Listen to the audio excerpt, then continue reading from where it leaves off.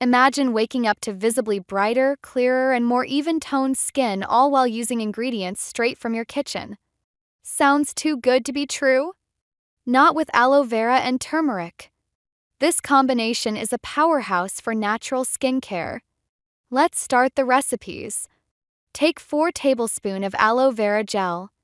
Aloe vera is a natural humectant, perfect if you have sensitive or acne-prone skin. With regular use, aloe helps lighten marks and supports skin regeneration, leading to a more even skin tone. Then take 1 tablespoon of turmeric, blend everything to form a smooth, creamy consistency. Store in a clean, airtight glass container and keep it in the refrigerator for 1 month. Apply gently all over your face and neck. Massage in upward circular motions until fully absorbed. Leave overnight, rinse in the morning. It helps to combat acne, eczema, and uneven skin texture, leading to a smoother and more refined complexion.